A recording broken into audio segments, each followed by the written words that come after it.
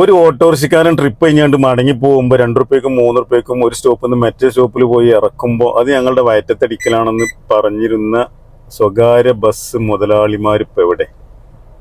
UDF vote കിട്ടാൻ വേണ്ടിയിട്ട് മുഴുവൻ സ്ത്രീകൾക്കും KSRTCയിൽ ഫ്രീ എന്ന് പറഞ്ഞപ്പോൾ നിങ്ങൾ എന്തൊന്നും മിണ്ടാതിരുന്നു? ഈ കണക്ക് നിങ്ങൾക്ക് അന്ന് അറിയില്ലേനോ? ഇത് ഞങ്ങളെ പള്ളക്കടിക്കും ഞങ്ങൾ അടപ്പൂരൊന്നുമില്ല, നിങ്ങൾക്ക് അന്ന് അറിയില്ലേനോ? അന്ന് നിങ്ങൾ മിണ്ടാതെ മൗന സമ്മതം കൊടുത്തു.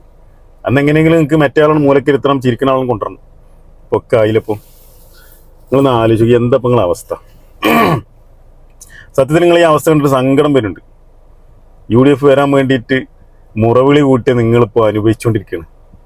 ഞങ്ങൾ അന്നേ പറഞ്ഞാൽ അതൊന്നും നടപ്പിലാവുന്ന സംഭവമല്ല. ഇത് സ്വകാര്യ ബസ് മേഖല തകരും, KSRTCക്ക് നഷ്ടം പറ്റും, ആയിരക്കണക്കിന് 10,000-കണക്കിന് ആളുകളുടെ ജോലി നഷ്ടപ്പെടും എന്നൊക്കെ ഞങ്ങൾ പറഞ്ഞാണ്. 5,000 കോടി ഇൻവെസ്റ്റ് ചെയ്ത ഈ ഒരു ബിസിനസ് തകരുക എന്നുള്ളതാണ് ഇപ്പോൾ നിങ്ങൾ പറഞ്ഞിട്ട്. ഞങ്ങൾ തന്നെ പറഞ്ഞു ഇത് വലിയ കോർപ്പറേറ്റ് മുതലാളിമാർക്ക് തീരെഴുതി കൊടുക്കുകയാണോ അതോ അദാനിമാരുടെ ബസ് ഇവിടെ ഇറങ്ങുകയാണോ എന്നൊക്കെയുള്ള സംശയങ്ങൾ നേതാവ് പ്രകടിപ്പിച്ചു. ഞങ്ങൾ തന്നെ പറഞ്ഞാൽ അത് നിങ്ങൾ കേട്ടില്ല. അന്ന് നിങ്ങൾക്ക് മറ്റേ മൂലക്കിരുത്തണം. ഇപ്പം പടക്കം പൊട്ടിച്ച് ആഘോഷിച്ചു, പായസം കൊടുത്തു. എവിടെ ഇപ്പോൾ അവരൊക്കെ? എന്തായാലും നിങ്ങൾ സമരം ചെയ്തു, നിങ്ങളെ കൂടെ നമ്മളുണ്ടാവും, ഒരു സംശയമില്ല. വ്യക്തിപരമായിട്ടും മുന്നണിയും LDF മുന്നണിയും നിങ്ങളെ കൂടെ ഉണ്ടാവും തന്നെയാണ് എൻ്റെ വിശ്വാസം. ഇതെന്താ പറയുക, വോട്ട് കിട്ടാൻ വേണ്ടി എന്തെങ്കിലും കൊണ്ട് പറഞ്ഞു പോകല്ല. ഇതിനൊരു വ്യക്തമായ പ്ലാനിങ് വേണം. കേരളത്തിലെ മുഴുവൻ സ്ത്രീകൾക്കും സൗജന്യ യാത്ര എന്ന് പറഞ്ഞിട്ട് കേരളത്തിലുള്ള 25% സ്ത്രീകൾക്ക് പോലും ഇത് ഉപയോഗമില്ലെങ്കിലും 10,000 ആളുകൾക്ക് ജോലി നഷ്ടപ്പെടുന്ന ഒരു സാഹചര്യം ഇപ്പോൾ നിലവിലുണ്ടായി. മനസ്സിലായില്ലേ? വലിയ സങ്കടമുണ്ട്. നിങ്ങളെ കൂടെ നമ്മളുണ്ട്. ഇപ്പം നിങ്ങൾക്ക് പിണറായി 3-0 ആയിരുന്നു നല്ലതെന്നൊക്കെ നിങ്ങളെ നേതാവ് ഒരു ഇൻ്റർവ്യൂവിൽ പറയുന്നത് കേട്ടു. ഞങ്ങളത് പറഞ്ഞ തന്നെയാണ്. നിങ്ങളെപ്പോലെ പലരും പറയുന്നുണ്ട് അല്ലേ? അതല്ലേ സത്യം. ഇതൊക്കെ എന്താ പറയുക, ഒരു വ്യക്തമായ പ്ലാനിങ് വേണം. മനസ്സിലായില്ലേ? ഒരു വ്യക്തമായ പ്ലാനിങ്ങിൽ അതൊന്നും ചെയ്യാൻ നിൽക്കരുത്. നിങ്ങൾക്കൊരു കാര്യം പറഞ്ഞാൽ AK ആന്റണി ഭരിച്ചിരുന്ന കാലം ഒരു സുപ്രഭാതത്തിൽ ചാരായം നിരോധിച്ചു. ചാരായം നിരോധിക്കൽ നല്ലതിനാണ്, നിരോധിക്കേണ്ടത് തന്നെയാണ്. പക്ഷേ ആ മേഖലയിൽ വർക്ക് ചെയ്യുന്ന ആയിരക്കണക്കിന് ജോലിക്കാർക്ക് ജോലി നഷ്ടപ്പെട്ട ഒരു സുപ്രഭാതത്തിൽ എന്താ മനസ്സിലാക്കി? അത് വലിയൊരു അപകടത്തിലേക്ക് നമ്മൾ നാട് പോയിരുന്നു. സംഭവം എന്തായാലും ചാരായം നിരോധിക്കേണ്ടത് തന്നെയാണ്. പക്ഷേ 100 റുപ്യക്കും 150 റുപ്യക്കാണ് അന്ന് ഒരാൾ ഒരു കൂലിപ്പണിക്ക് പോയി കിട്ടുന്ന അയക്ക്. മനസ്സിലാവുണ്ടോ? അയാളെ കൂലിപ്പണി കഴിഞ്ഞും പോയിക്കാണ്ട് 20 റുപ്യക്ക് ചാരായം അടിച്ച് ബാക്കിയുള്ള പൈസ മണ്ണെണ്ണയും അരി മേടിച്ചിട്ട് അയാളെ പെരിയിൽ പോയി അയാളെ പെണ്ണുങ്ങളും കുട്ടികളുടെ 2 ചവിട്ടൊക്കെ ചവിട്ടിക്കാരക്കും. എന്നാലും കൂടിയിട്ട് ആ പെരിയിൽ പട്ടിണില്ലാതെ പോയിരുന്നു. മനസ്സിലായില്ലേ? അപ്പോൾ ഒരു സുപ്രഭാതത്തിൽ ഇതേപോലെ തന്നെ വോട്ട് കിട്ടാൻ വേണ്ടിയിട്ട് എന്ത് ചെയ്തു?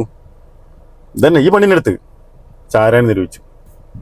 അവസാനം എന്തായി? ഈ കുടുംബം പട്ടിണിയായി. ഇവരെ കാര്യത്തിൽ ഇവരെ ആരും നോക്കല്ല. അവസാനം LDF ഏറ്റെടുത്തു. ഈ പണിക്കാരൻ മുഴുവൻ വെച്ചിട്ട് കേരളത്തിൽ മുഴുവൻ ഒന്നടങ്കം സമരം നടത്തി. ഒന്നുകിൽ അവർക്ക് വരുമാനം ഉണ്ടാക്കി കൊടുക്കണം, അല്ലെങ്കിൽ അവർക്ക് ജോലി ചെയ്യാനുള്ള അവസരം ഉണ്ടാക്കി കൊടുക്കണം, അല്ലെങ്കിൽ അവർക്ക് ജീവിക്കാനുള്ള ഒരു സംവിധാനം ഉണ്ടാക്കി കൊടുക്കണം എന്ന സമരം നടത്തിയൊരു മുന്നണിയായിരുന്നു LDF. മനസ്സിലാവുണ്ടോ? അതിൻ്റെ പേരിൽ പല ആക്ഷേപം LDF കേൾക്കേണ്ടി വന്നത്. പക്ഷെ എന്നാലും ശരി, ഈ തൊഴിലാളികളുടെ കാര്യത്തിൽ പരിഗണിക്കണ്ടേ? ഒരു ക്ഷേമ പ്രവർത്തനം നടത്തുമ്പോൾ അതുകൊണ്ട് വരുന്ന കോട്ടങ്ങൾ പരിഹരിക്കാൻ കഴിഞ്ഞാൽ പിന്നെ ആ പണിക്ക് നിൽക്കരുത്. മനസ്സിലാവുണ്ടോ? ഇതിപ്പോൾ സ്ത്രീകൾക്ക് പ്രയോജനം എന്ന് പറഞ്ഞാൽ തന്നെ അതന്നെ തുച്ഛമായ സ്ത്രീകൾക്കാണ് പ്രയോജനമുള്ളത്. അതന്നെ അവർ മണിക്കൂറോളം, ചില റൂട്ടിലൊക്കെ മണിക്കൂറുകളോളം റൂട്ടിൽ നിന്നതിന് ശേഷം അവർക്ക് ഇത് ഉപയോഗപ്പെടുത്താൻ കഴിയുന്നത്. പിന്നെ ഇത് ഏറ്റവും കൂടുതൽ കറക്റ്റായിട്ട് ഉപയോഗം കിട്ടുന്നത് ലക്ഷക്കണക്കിന് റുപ്യ, 50,000 മുതൽ 1 ലക്ഷം രൂപ വരെ ശമ്പളം മേടിക്കുന്ന സർക്കാർ ജീവനക്കാരായ സ്ത്രീകൾക്ക് ഉപകാരം കിട്ടുന്നത്. പിന്നെ എന്താ പറഞ്ഞ കാര്യങ്ങൾ? വെറുതെ വോട്ട് കിട്ടാൻ വേണ്ടി എന്തെങ്കിലും ചെയ്തു കിട്ടിയാൽ പോരാ. ഒരു വ്യക്തമായ പ്ലാനിങ് വേണം. മനസ്സിലായില്ലേ? അപ്പോൾ ഏതായാലും നിങ്ങളെ കൂടെ LDF ഉണ്ട് എന്നുള്ളതിനാണ് ഞാൻ വിശ്വസിക്കുന്നത്. എന്തായാലും നിങ്ങൾ സമരം ചെയ്തുകൂടി. നിങ്ങൾക്ക് 50% ടാക്സ് കുറച്ചു എന്നുള്ളതാണ് VDയുടെ അവകാശവാദം. പക്ഷേ ഒരു ദിവസം 2,000 മുതൽ 3,000 രൂപ നഷ്ടമുള്ള നിങ്ങൾക്ക് 150 രൂപ മുതൽ 200 റുപ്യ വരെ ഒരു ദിവസം ശരാശരി 200 റുപ്യ വരെ ടാക്സ് കുറഞ്ഞുകൊണ്ട് പ്രയോജനമില്ല എന്നുള്ളത് നിങ്ങൾ പറഞ്ഞിട്ട്, ഞങ്ങൾ തന്നെ പറഞ്ഞിട്ട്. പക്ഷെ ഞങ്ങളിത് മുമ്പ് പറഞ്ഞായിരുന്നു, അത് നിങ്ങൾ കേട്ടില്ല. അപ്പോൾ ഏതായാലും ഇതിനെക്കുറിച്ച് പറയുന്നത് വെച്ചാൽ എന്ത് ചെയ്യുമ്പോഴും അതിൻ്റെ കോട്ടം എന്താണെന്നുള്ളത് മനസ്സിലാക്കിയിട്ട് വേണം ചെയ്യാൻ, അല്ലേ? 6 വരിപ്പാതൊക്കെ ഇവിടെ കേരളത്തിലൂടെ കൊണ്ടുവരാൻ വേണ്ടിയിട്ട് ഏതെല്ലാം കുടുംബങ്ങൾക്ക് എന്തെല്ലാം പ്രശ്നങ്ങളായിരുന്നു അത് മുഴുവൻ ഡീൽ ചെയ്തിട്ടല്ലേ അത് മുന്നോട്ട് കൊണ്ടുവന്ന് LDF സർക്കാർ.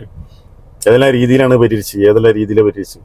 അപ്പോൾ അതാ ചെയ്യേണ്ടത്. അല്ലാതെ വോട്ട് കിട്ടാൻ വേണ്ടി കുറേ അങ്ങോട്ടും ഇങ്ങോട്ടും നടന്ന് ചിരിച്ച് കളിച്ച്, കുറേ ഷോറൊക്കെ എടുത്ത്, കുറേ കണ്ണോട് താളം കാട്ടി, കുറേ ചുണ്ടോട് താളം കാട്ടി, കുറേ പെട്ടിപ്പിടി പോയി പോലീസുകാരൊപ്പം ചായ കുടിച്ചു. അവിടെ നിന്ന് കാലില്ല. ഈ ചായക്ക് 15 റുപ്യായി. അത് കുറക്കാൻ വല്ല സംവിധാനം ഉണ്ടോ? മനസ്സിലായില്ലേ? ഒരു ദിവസം 3-4 ചായ കുടിക്കണവന് ചായയും ഒരു കടി എന്തെങ്കിലും എടുക്കുകയാണെങ്കിൽ ഓന് 3-4 പ്രാവശ്യം കുടിക്കുകയാണെങ്കിൽ 90-100 റുപ്യായി അവന് പുകരുന്ന് ഇറങ്ങണത്. അതിനൊന്നും പരിഹാരമില്ലാതെ ഒരൊറ്റ KSRTCന്റെ പേരും പറഞ്ഞ് ഭയങ്കരമായ മൈലേജ് ഉണ്ടാക്കി എന്ന് പറഞ്ഞുകൊണ്ട് നടക്കുന്നു. എന്തായാലും നിങ്ങൾ സമരം ചെയ്തുകൊണ്ട് നിങ്ങളെ കൂടെ LDF ഉണ്ട് എന്നുള്ളതാണ് ഞാൻ വിശ്വസിക്കുന്നത്. വ്യക്തിപരമായിട്ട് നമ്മളുണ്ട്. നിങ്ങൾക്ക് പൂർണ്ണ പിന്തുണ. നിങ്ങൾക്ക് നിലവിൽ കിട്ടിക്കൊണ്ടിരിക്കുന്ന ആനുകൂല്യങ്ങളൊന്നും നഷ്ടപ്പെടാത്ത രൂപത്തിൽ, നിങ്ങളുടെ ഈ പ്രസ്ഥാനം തകരാത്ത രൂപത്തിൽ, എന്നാൽ KSRTCയിലൂടെ ഫ്രീ യാത്ര എന്ന് പറഞ്ഞ സൗജന്യ യാത്ര നടപ്പിലാക്കും വേണം. എന്നാൽ ഇത് ജനങ്ങളുടെ പരിധിക്ക് ഇതാവും ചെയ്യരുത്. ഇപ്പൊ തന്നെ 60 കോടി ഒരു മാസം കൊടുക്കണം KSRTCക്ക് തന്നെ. അതിനിപ്പോ എങ്ങനെ കൊടുക്കാം? ഉപ്പ് തൊട്ട് കർപ്പൂരം വരെയുള്ള സാധനങ്ങൾക്ക് വില കൂടുമ്പോൾ തന്നെ കൂടിക്കൊണ്ടിരിക്കുകയാണ്. ഇന്ത്യയിലെ ഏറ്റവും വലിയ നിത്യോപയോഗ സാധനങ്ങൾക്ക് ഏറ്റവും കൂടുതൽ വില കൂടുതലുള്ള സംസ്ഥാനമാണ് കേരളം എന്നായിരുന്നു മുമ്പ് ആക്ഷേപിച്ചിരുന്നത്. ഇപ്പം എന്താ എവിടെയെങ്കിലും വില കുറഞ്ഞോ? ഏതെങ്കിലും സാധനത്തിന് വില കുറഞ്ഞോ? വില കൂടില്ലാതെ. അപ്പം ഇനിയിപ്പോൾ ഈ മാസാമാസം 60 കോടി കൊടുക്കണമെന്നുണ്ടെങ്കിൽ എന്ത് വേണം? ഉപ്പ് തൊട്ട് കർപ്പൂരം വരെയുള്ള സാധനങ്ങൾക്ക് വില കൂട്ടണം. അതും ജനങ്ങളുടെ അഞ്ചത്തേക്ക് തന്നെ. അപ്പോൾ വ്യക്തമായി പഠനം നടത്താതെ വോട്ട് കിട്ടാൻ വേണ്ടി എന്തെങ്കിലും കാട്ടിക്കൂട്ടിയാൽ ഇതൊക്കെ തന്നെ ഉണ്ടാവുക. അപ്പോൾ നിങ്ങളുടെ കൂടെ ഉണ്ട്, നമ്മൾ എല്ലാത്തിനും ഉണ്ട്. നിങ്ങളുടെ സമരം വിജയം കാണട്ടെ എന്ന് ആത്മാർത്ഥമായിട്ട് ആഗ്രഹിച്ചുകൊണ്ട് എല്ലാവിധ ആശംസകളും നേർന്നുകൊണ്ട് നിർത്തുന്നു.